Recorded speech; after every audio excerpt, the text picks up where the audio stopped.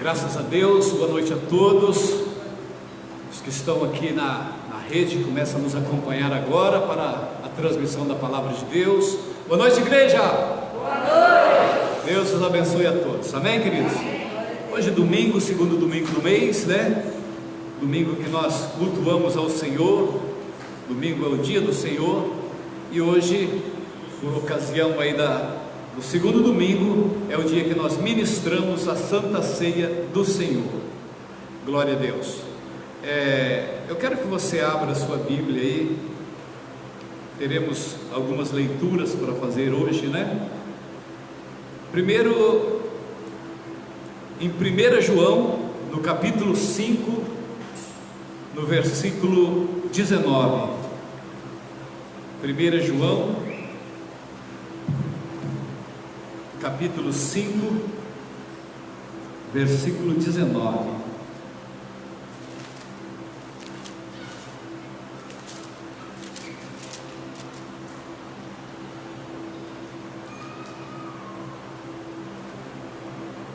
Quem tem a Bíblia, procura na Bíblia. Quem não tem, procura na Bíblia online. Todos acharam? Amém? Vamos ler aqui um versículo e depois nós vamos mudar aqui a leitura. Versículo 19. Eu vou ler o versículo todo, mas eu quero pegar a segunda parte do versículo. João diz: sabemos que somos de Deus e que todo o mundo jaz no maligno. Glória a Deus. Agora eu quero que você abra aí no Evangelho de João agora. É o quarto Evangelho, né? Evangelho de João, capítulo 6.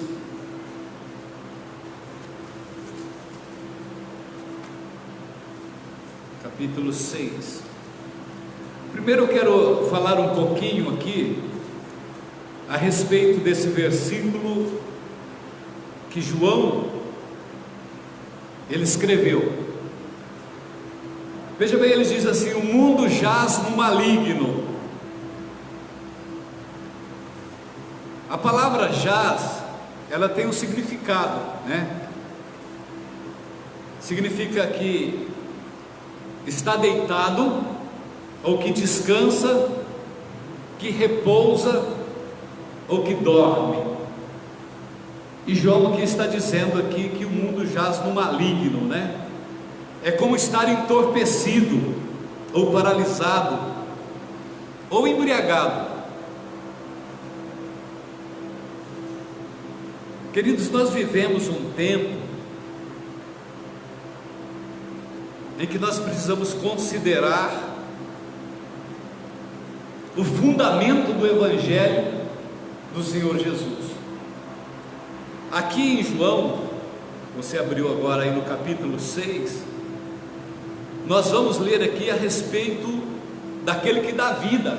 Se o mundo está, descansando, se está deitado, se está repousando, e o maligno, tem entorpecido e embriagado o mundo, nós precisamos entender o que Cristo fez por nós. Qual é a esperança? Qual é a esperança, que nós temos no Cristo Jesus? Versículo 51, capítulo 6, verso 51, em nome de Jesus. O Senhor Jesus, ele disse, todos acharam? Eu sou o pão que desceu do céu. Se alguém comer deste pão, viverá para sempre. E o pão que eu der é a minha carne, e eu darei pela vida do mundo. Amém, queridos? Amém. Disputavam com eles, pois, os judeus entre si, dizendo: como nos pode dar a sua carne a comer? 53, Jesus diz: na verdade, vos digo que, se não comerdes a carne do Filho do Homem, e não beberdes o seu sangue, não tereis vida em vós mesmos. Quem come a minha carne e bebe o meu sangue, tem a vida eterna, e eu o ressuscitarei no último dia. Porque a minha carne verdadeiramente é comida, e o meu sangue verdadeiramente é bebida. Quem come a minha carne e bebe o meu sangue, permanece em mim, e eu nele. Assim como o Pai que vive me enviou, e eu vivo pelo Pai, assim quem de mim se alimenta, também viverá por mim. Este é o pão que desceu do céu, não como de vossos pais, que comeram o maná e morreram. Quem comer este pão, viverá para sempre. Jesus disse estas coisas, ensinando na sinagoga em Cafarnaum. Amém, queridos? Nós vemos aqui esses versículos de João, comparando aqui com 1 João, no capítulo 5 e o versículo 19. Primeiro nós encontramos Jesus dando vida ao mundo, pela sua presença,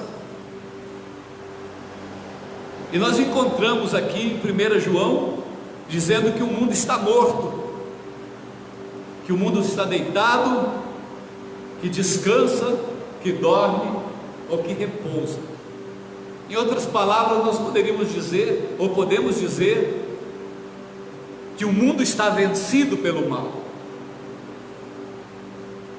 mas a esperança dentro dos nossos corações, de que uma palavra viva, de um Deus que injeta força através da sua disposição de se sacrificar por algo que estava perdido, por algo que estava dominado. Por isso ele diz que ele é o pão que dá vida ao mundo. O Jesus estava dizendo: o mundo está morto, ele jaz, mas eu dou vida.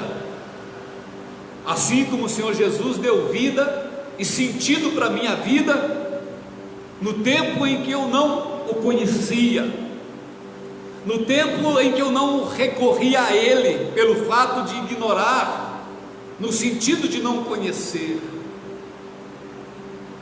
Vazio. Quantos de nós somos alcançados por esse Cristo na insignificância de uma vida sem sentido, uma vida morta? Em certas passagens aqui do Novo Testamento, existem alguns personagens que se apresentaram ao Senhor Jesus e disseram para Ele: eu quero te seguir, mas deixa eu primeiro acertar a situação da minha família, dos meus pais, enterrar os meus pais. E Jesus disse: deixe que os mortos enterre ou sepulte os seus próprios mortos, porém tu venha e me segue. Então nós entendemos aqui que fora do Cristo não há vida. Fora do Cristo, a morte, ela reina dentro das pessoas. Somente tem vida, não essa vida física que a alma tem, que a carne tem, mas aquela vida que faz sentido, que tem sentimentos, que tem frutos de justiça e que tem esperança, que olha e deseja a igualdade, e que tem a responsabilidade de estender a mão para aquele que está em necessidade, daquele que se compromete, assumindo as suas responsabilidades dentro do posicionamento que ele tomou dentro da família, numa entidade ou na própria empresa e no trabalho. Quando nós temos Cristo, nós temos vida, nós temos esperança. E o Senhor Jesus diz: eu sou o pão que desceu dos céus para dar vida ao mundo. E a ocasião é propícia, né? Por causa da Santa Ceia, para que nós possamos então compreender verdadeiramente aquilo que Jesus, ele diz ali em 1 Coríntios, no capítulo 11, versículo 23, aonde o apóstolo Paulo, ele reporta para nós, dizendo: eu recebi do Senhor aquilo que também vos ensinei. Ou seja, Paulo está dizendo: olha, isso que eu estou ensinando para vocês, eu aprendi com alguém, e esse alguém que ele estava dizendo não era ninguém mais, ninguém menos do que o próprio Senhor. Mas a Bíblia, ela continua dizendo aqui, ó: quem come da minha carne e bebe do meu sangue tem a vida eterna, e eu o ressuscitarei no último dia. Irmãos, para compreender, o que é comer da carne e beber do sangue de Cristo, nós precisamos entender o que é ser morto no maligno, o que é nos faltar a consciência das coisas sublimes e sobrenatural, da verdade de um Cristo vivo. Muitas pessoas, eu já vi pessoas falarem, eu já ouvi pessoas falarem: você crê em Deus? Como é que você crê em Deus se você nunca ouviu? Então tem pessoas que elas colocam uma condição: para acreditar em Deus é preciso que ela veja Deus. E Deus, nós não temos a capacidade, nem o poder, nem a autorização de vê-lo, porque a Bíblia nos ensina que jamais alguém viu Deus, ou se vermos Deus, nós não conseguiríamos nos manter vivos. Basta-me que o Espírito Santo, que nos foi derramado, que diz que ele convence o homem do pecado, do juízo e da justiça, fazer em mim a função da compreensão da mente, do entendimento das coisas espirituais. A palavra diz que o homem espiritual, ele compreende as coisas do espírito. O homem carnal, ele só compreende as coisas da carne. E nós não podemos discutir entre as coisas espirituais e as coisas carnais, tentando compará-la. Uma pessoa carnal, é impossível dele compreender uma coisa espiritual. Ele precisa de prova, ele precisa de prova e contraprova, e ainda coloca as dúvidas. Mas uma pessoa espiritual não, ela sabe que existe Deus, ela olha e contempla. A Bíblia diz que nós encontramos Deus na contemplação através das coisas que foram criadas. Amém, queridos? Isso me basta para entender e compreender que existe um Deus vivo, um Deus ativo, e receber desta vida que Jesus oferece. Eu sou o pão vivo que desceu dos céus. Se alguém comer deste pão, viverá para sempre, e o pão que eu vos der é minha carne, e eu darei pela vida do mundo. Amém, queridos? Se você está aqui hoje, foi porque você foi motivado e tocado pelo Espírito Santo de Deus para estar aqui. Poderia estar em qualquer um outro lugar, mas proveu a Deus o desejo de que você estivesse aqui nesta noite, para que você possa receber dentro do teu coração e dentro da tua alma a certeza do valor que você tem, né? Por isso a Bíblia nos ensina o valor de uma alma, que uma alma ela vale mais do que o mundo inteiro. Que recompensa teria o homem se porventura viesse ganhar ao mundo inteiro e perder a sua alma?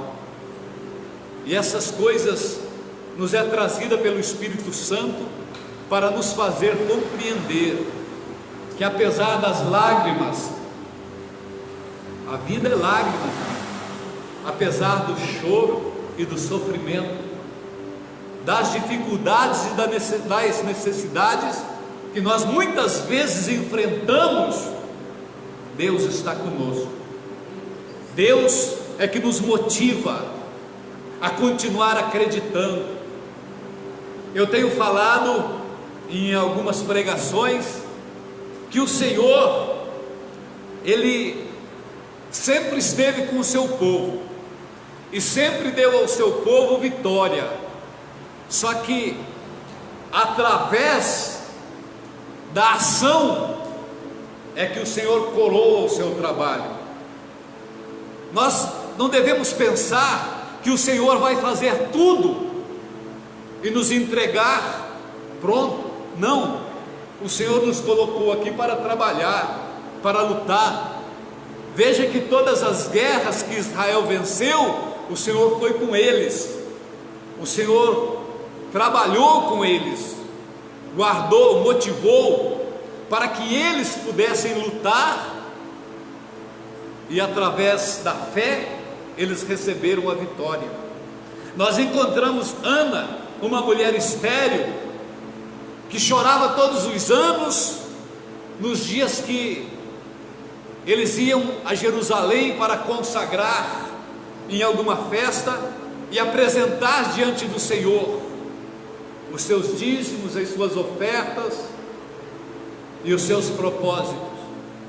Aquela mulher, ela não tinha filhos e por isso ela sofria, e através da persistência dela, da oração dela, da sinceridade, veja bem, persistência, oração e sinceridade no coração daquela mulher, Deus abriu a madre dela, ou seja, de estéril, Deus permitiu que ela se tornasse mãe. Amém, igreja? Então o Senhor nos concede a bênção. Quantas mulheres a Bíblia nos relata que eram estéreis, e o Senhor concedeu a bênção. Por quê? Porque houve uma perseverança, houve uma luta.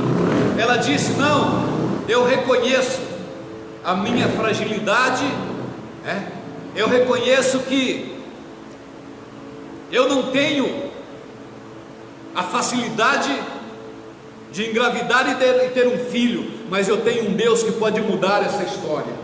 E todas elas conceberam. Talvez hoje nós temos algumas frustrações, nós somos estéreis em alguma situação da nossa vida.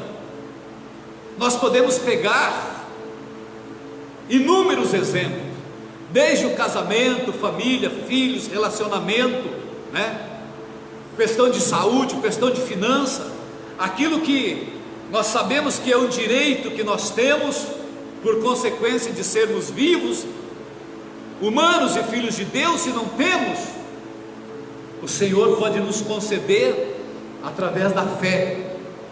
Quando Jesus diz que Ele dá vida ao mundo, Ele está dizendo que supre a necessidade.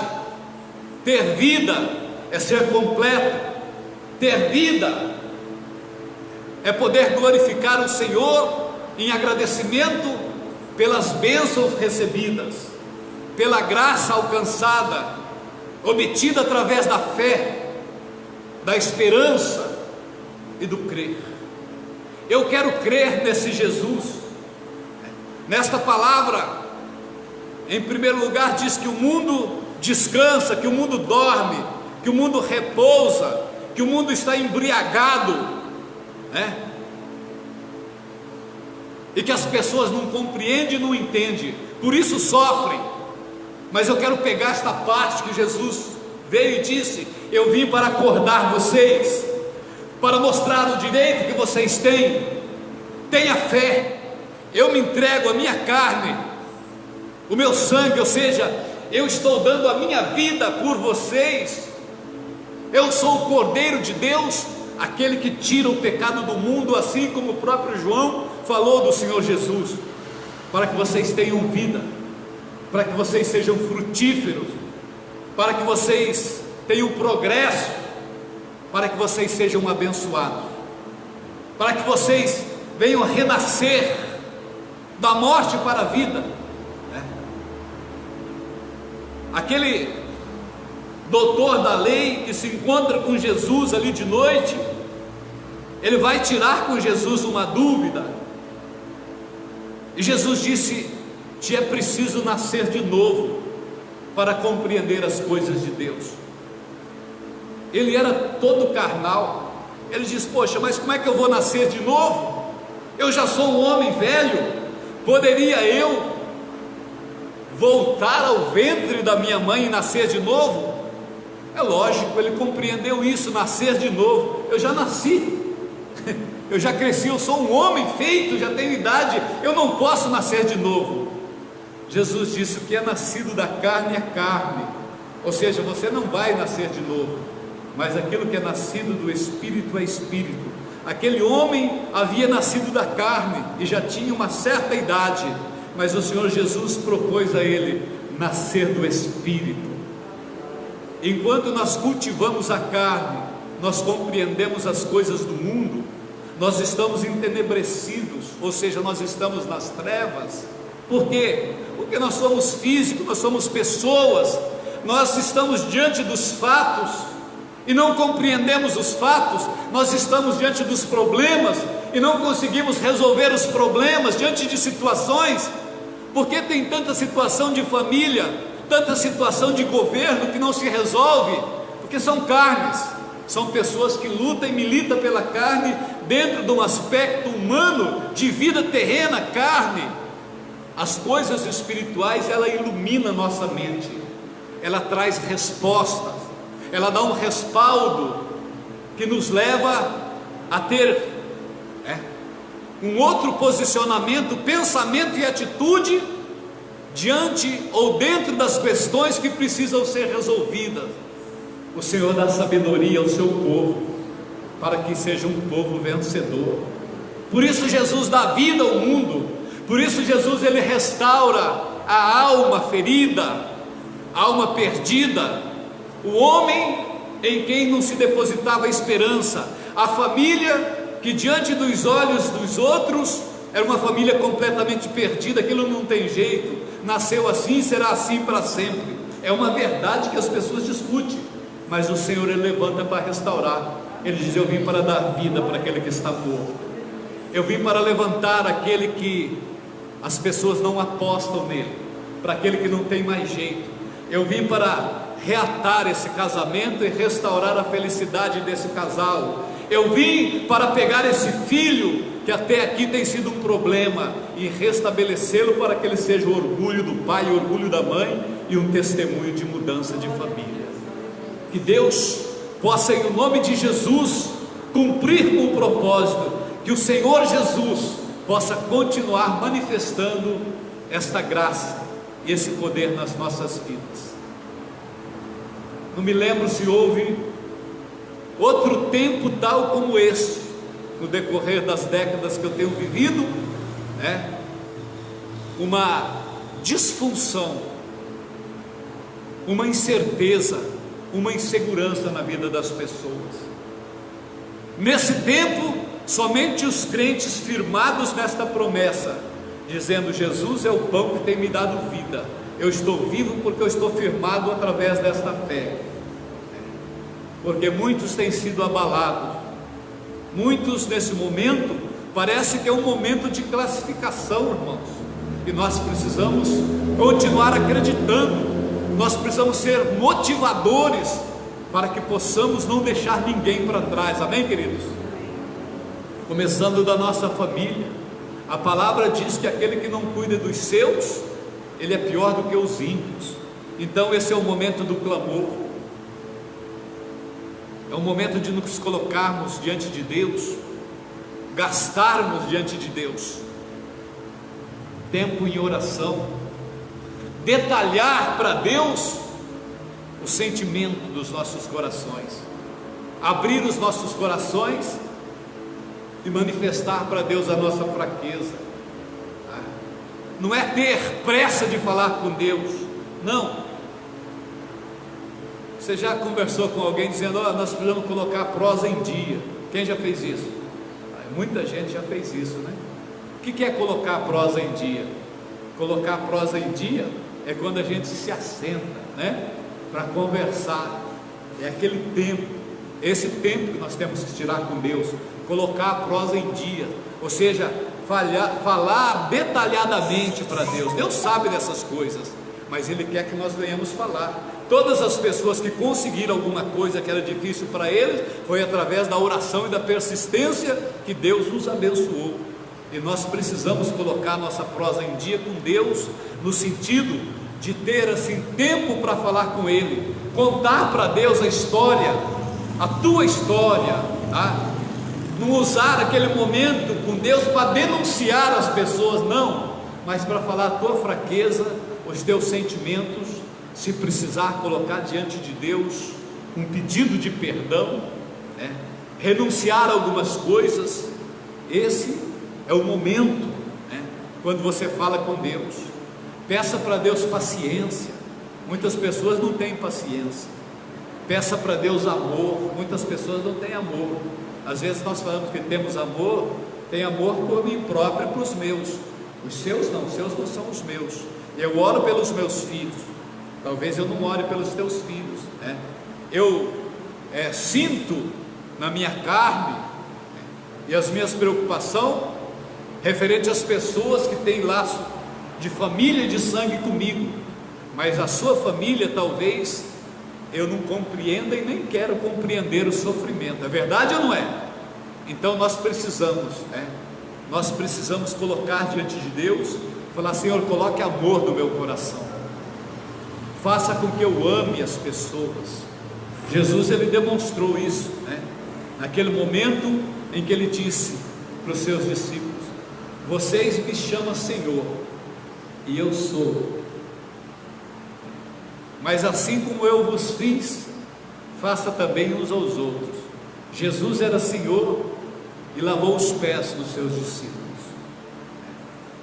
colocando todos no mesmo nível, mostrando que estamos juntos. Nós não podemos nos individualizar aqui na terra, ainda que nós não tenhamos relacionamento, grau de parentesco, tá?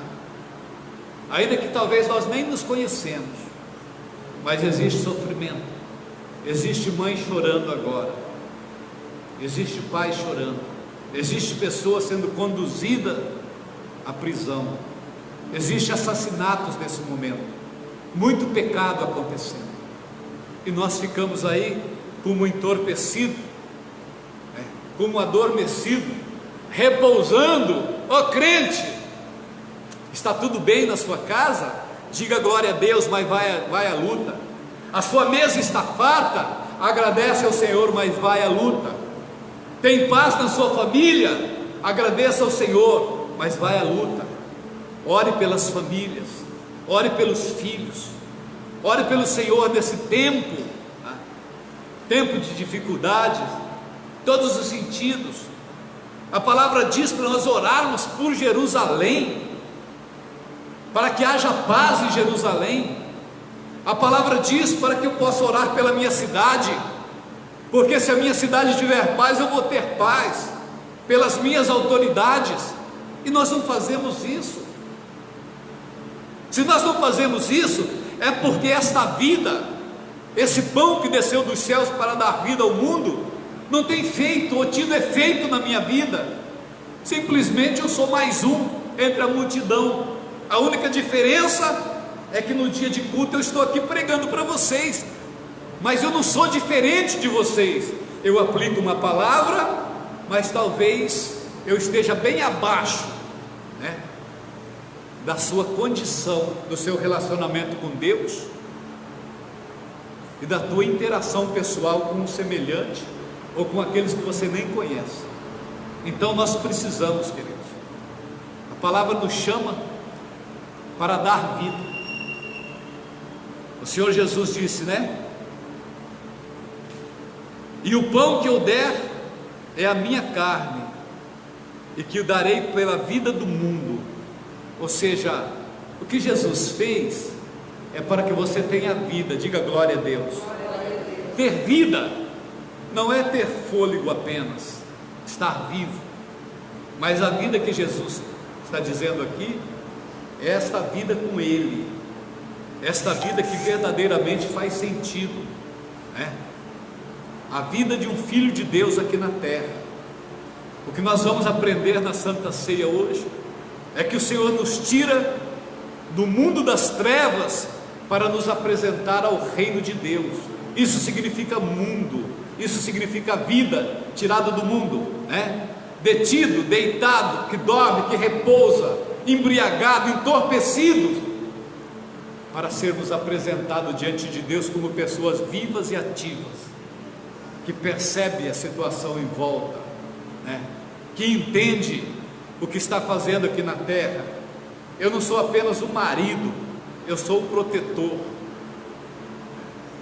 eu sou aquele que devo levantar na oração e no clamor, eu sou aquele que tem que dar cobertura espiritual. Você não é apenas a mulher, aquela que faz a comida e que lava a roupa, não, você é ajudadora. Você não é apenas servil, não, você tem um lugar especial, porque Deus te coloca como bem-aventurada, aquela que foi chamada. Nossa família é projeto de Deus,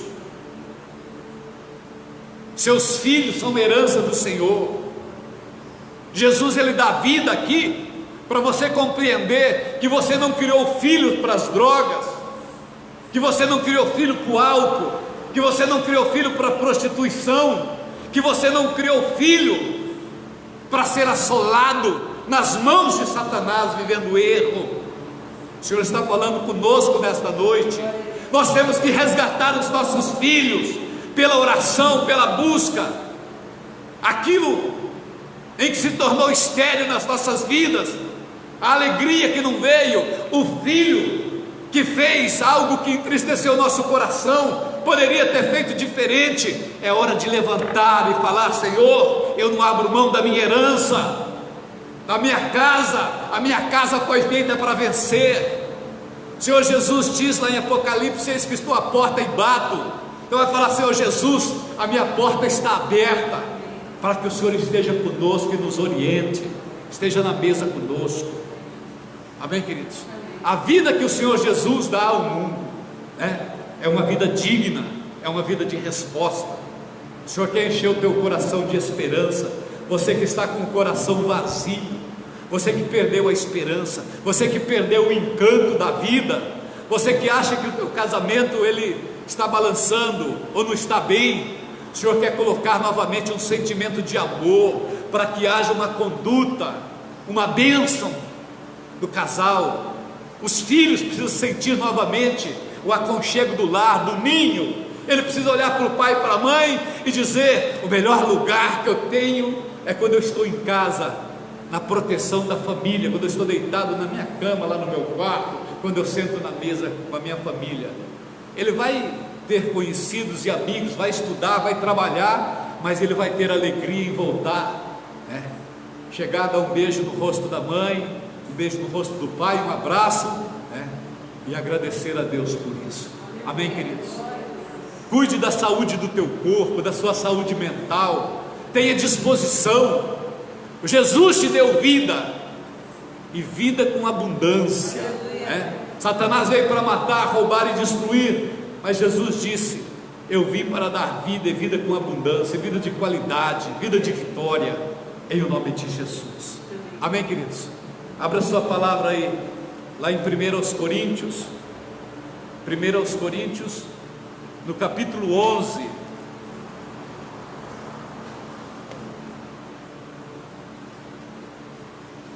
Louvado seja Deus.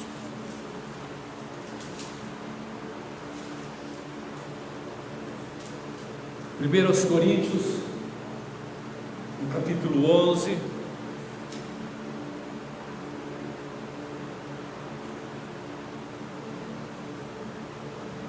a partir do versículo 23.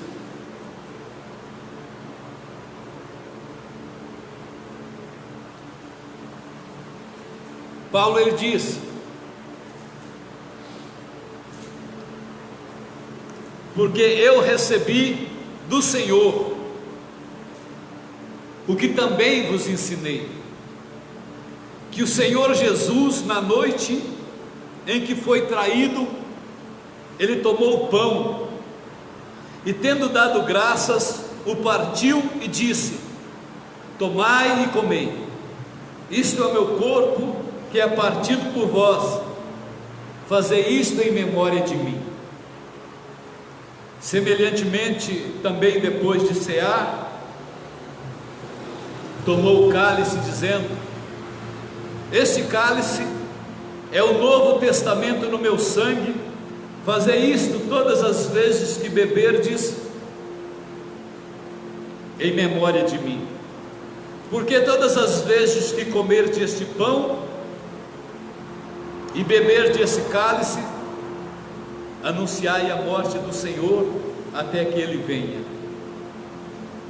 Portanto, qualquer que comer este pão ou beber o cálice do Senhor indignamente, será culpado do corpo e do sangue do Senhor. Examine-se, pois, o homem a si mesmo, e assim coma deste pão e beba desse cálice. Porque o que come e bebe indignamente, come e bebe para a sua própria condenação, não discernindo o corpo do Senhor. Por causa disto há entre vós muitos fracos e doentes, e muitos que dormem. Porque se nós nos julgássemos a nós mesmos, nós não seríamos julgados. Mas quando somos julgados, somos repreendidos pelo Senhor, para não sermos condenados como o mundo. Nesse momento aqui, eu quero retratar aquele momento que Jesus, ele, na noite daquela santa ceia, última santa ceia, por isso que Jesus, um pouco antes, ele disse: eu esperei muito, para tomar esta santa ceia. Ele estava com muita vontade de tomar aquela ceia com os seus discípulos, porque aquela foi a última ceia,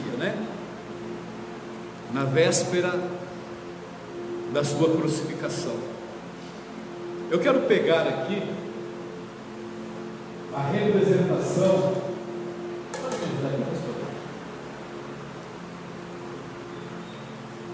A maneira que Jesus ele fez, isso coloca aqui do lado, assim. A pastora Maria Regina vai estar me ajudando aqui. Fica um pouquinho mais para cá para a senhora aparecer também. Isso. Sorrindo assim fica bom. Glória a Deus. O Senhor Jesus, naquela noite, ele pega o pão, Aqui nós temos essa partícula de pão, é simbólico, mas aquilo que Jesus estava fazendo era uma ceia. Uma ceia, ela é uma refeição. Então, obviamente que era uma porção de pão, pedaços grandes, que eles estavam se alimentando.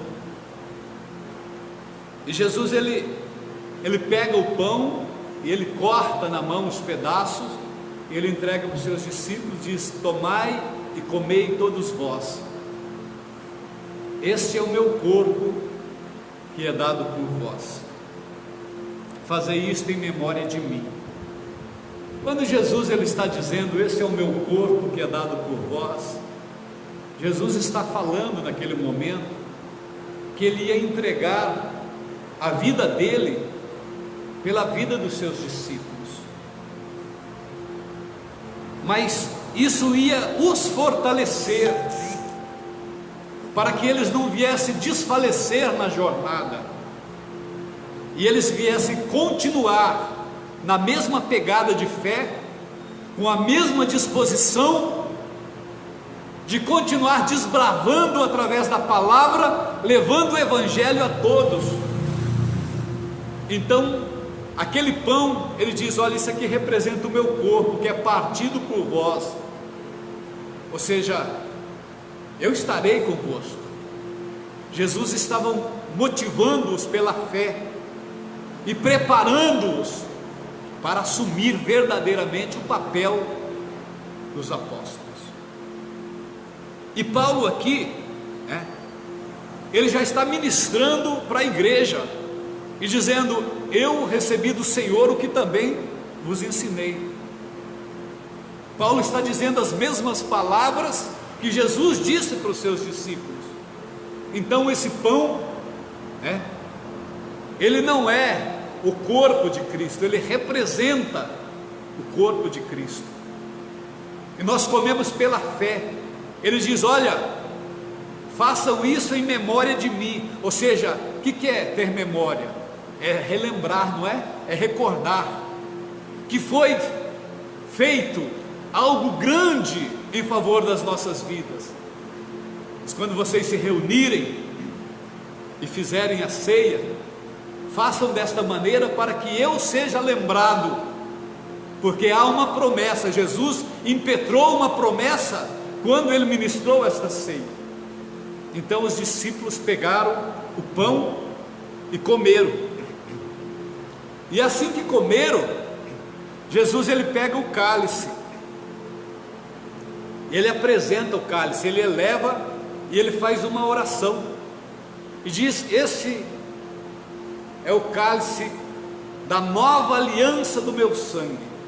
Olha que coisa linda, uma nova aliança, era um novo pacto que o Senhor Jesus estava fazendo através do sangue. O sangue ainda não havia derramado, mas ele estava dizendo que o sangue seria derramado. Tomai e bebei todos vós, fazei isto em memória de mim, até que eu venha. Em outra tradução, outra parte diz que derramado por todos os homens para o perdão dos pecados. E quando isso acontece, irmãos, primeiro eles comem do pão para ser fortalecidos, e eles bebem do cálice agora, que simbolizava o sangue de Cristo, ou seja, o sacrifício. Nós valemos um sacrifício, nós fomos comprados pelo sangue. E quando Jesus ele fala isso aqui, ele está dizendo, em outras palavras, que a morte dele nos dá vida. Ele é o pão vivo, que faz sentido agora. O sangue derramado significa que ele deu a vida, e ele deu a vida para que aqueles que jaz no pecado, ele saia das trevas para a luz. Digam glória a Deus. Eles saem de uma vida de erro para acertar a partir de agora. Ele sai do reino das trevas para o reino da luz. Por isso que ele diz para os seus discípulos, ide e pregai a todas as nações, dizendo, vos é chegado o reino de Deus. Vocês que estão aqui nesta noite, vocês estão vivendo nesse momento o reino de Deus. Diga glória a Deus. A justiça do Senhor está sobre a vida de vocês. A simplicidade desse ato de pegarmos simbolicamente o pão e o cálice, o suco da videira representando aqui o sangue e o pão representando a carne, isso nos traz vida. Nós exercemos pela fé, pela graça e pelo propósito do Senhor das nossas vidas. Compreende o que Jesus disse? Vocês compreendem agora o que Jesus disse? O que significa o pão? O que significa o vinho, ou seja, a carne e o sangue do Senhor, é para que tivéssemos vida. Por isso ele diz: eu sou o pão vivo que desceu dos céus para dar vida ao mundo. E esse pão vivo tem dado vida ao mundo. Cada um de nós que vamos sendo alcançados pela pregação do Evangelho, temos encontrado em Cristo a bênção e a resposta, em o nome de Jesus. Que Deus abençoe aqui a todos vocês que acompanharam aqui esta live, né? Estamos aqui acabando a bateria. Fiquem na paz do Senhor Jesus. E se você gostou desta pregação, se inscreva aí nesse canal, para que nós possamos continuar difundindo o Evangelho através desta palavra.